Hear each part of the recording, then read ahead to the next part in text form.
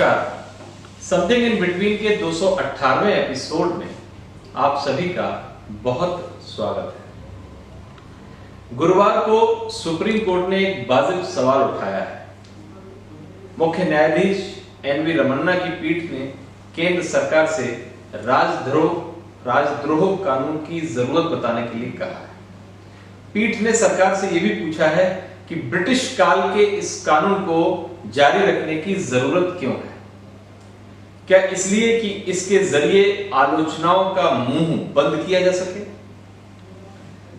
सत्ता और प्रभावशाली वर्ग इसके जरिए आम लोगों को परेशान कर सके।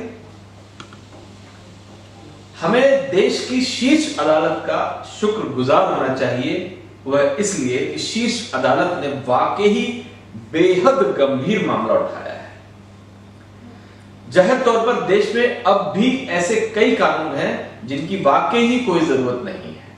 जिन कानूनों को ब्रिटिश कार्यकाल में दमन के लिए बनाया गया था, उसे आजादी के बाद भी सरकारों ने जारी रखा। कहना नहीं होगा कि चुनी हुई सरकारों ने ब्रिटिश काल के ऐसे काले कानूनों को अपना हित बरकरार रखने और लोगों को डराने के लिए बरकरार रखा। वैसे भी देश को भले ही अंग्रेजों से मुक्ति मिल गई, मगर शासन और सत्ता में ब्रिटिश काल की मानसिकता की जड़ें गहरे तक जमी हुई हैं। खास तौर पर सत्ता असहमतियों का मुंह बंद करने के लिए तमाम तरह के हथकंडे अपनाती है, दमन का नया नया रास्ता ढूंढती है, आलोचना बर्दाश्त नहीं करती। वह इसलिए कि आलोचनाओं से सत्ता के खिलाफ वातावरण बनता है। असहमति और आलोचना आंदोलन का रूप धारण करती है और आंदोलन, असहमति और आलोचना सत्ता बरकरार रखने की राह में सबसे बड़ी बाधा बनकर उभरती है। यही कारण है कि देश में न सिर्फ लोगों के दमन के लिए और लोगों को डराने के लिए बनाए गए ब्रिटिश कालीन कई कानूनों को बरकरार रखा गया है, बल्कि आंतरिक सुरक्षा के नाम पर अलग अलग समय में सरकारों ने मीसा, पोटा, टाड़ा, यूएपीए जैसे कड़े कानून बनाए।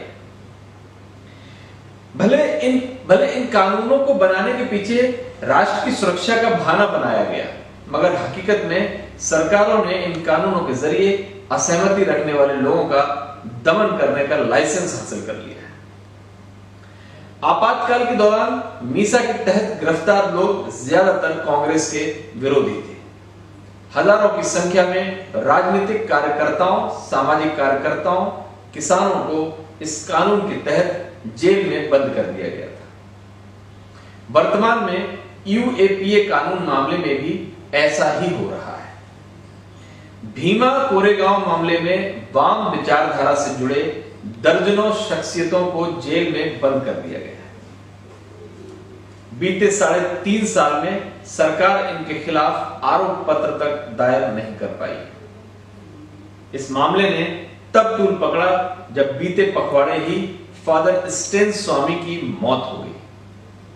स्वामी गंभीर रूप से अस्वस्थ थे। वह मेडिकल ग्राउंड पर सालों से जमानत की गुहार लगा रहे थे।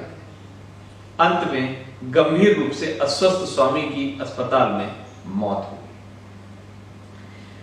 इस पर आगे विमर्श जारी रखने से पूर्व हमें यह जानना जरूरी है कि राजद्रोह की आईपीसी 124A के खिलाफ दायर याचिका मामले की सुनवाई के दौरान मुख्य न्यायाधीश रमन्ना ने क्या कहा। जस्टिस रमन्ना ने कहा कि ब्रिटिश काल के इस कानून को बनाए रखने की जरूरत क्या है। राजद्रोह कानून का इस्तेमाल अंग्रेजों ने आजादी के अभियान को दबाने के लिए किया था, असहमति की आवाज को चुप करने के लिए किया था। महात्मा गांधी और बाल गंगाधर तिलक पर भी ये धारा लगाई गई। क्या सरकार आजादी के 75 साल बाद भी इस कानून को बनाए रखना चाहती है? सरकार ऐसे कानून को क्यों बरकरार रखना चाहती है जिसमें अधिकारियों की कोई जवाबदेही नहीं है? पीठ ने सरकार से यह भी जानना चाहा कि जब वर्तमान सरकार ब्रिटिश काल के कई कानूनों को खत्म कर रही है तो इसमें राजद्रोह से जुड़े कानून को शामिल करने में क्या समस्या है। इतना ही नहीं, जस्टिस रमन्ना ने कहा कि राजद्रोह कानून का इस्तेमाल बढ़ई को लकड़ी का टुकड़ा काटने के लिए आरी देने जैसा है, मगर हकीकत यह है कि वह बढ़ई इसका इस्तेमाल पूरे जंगल को काटने के लिए कर रहा है। पीठ ने यह भी माना कि यह कानून अभिव्यक्ति पर डरावना प्रभाव डालता है। यह बोलने की स्वतंत्रता के मौलिक अधिकार पर अनुचित तरीके से प्रतिबंध लगाता है। जाहिर तौर पर अलग अलग विचारों की कमी, बोलने की आजादी पर प्रतिबंध और मतभेद के खिलाफ कड़ा रुख लोकतंत्र की सेहत के लिए उचित नहीं है।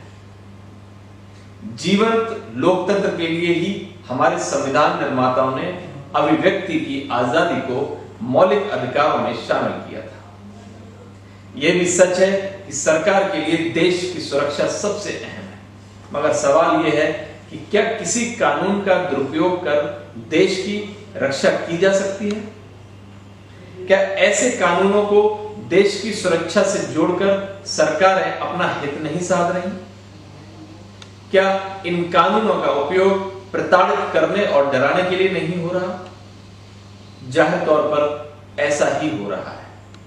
यही कारण है कि ऐसे कड़े कानूनों के तहत मामला तो दर्ज होता है, मगर ऐसे मामले अदालत में ठहर नहीं पाते।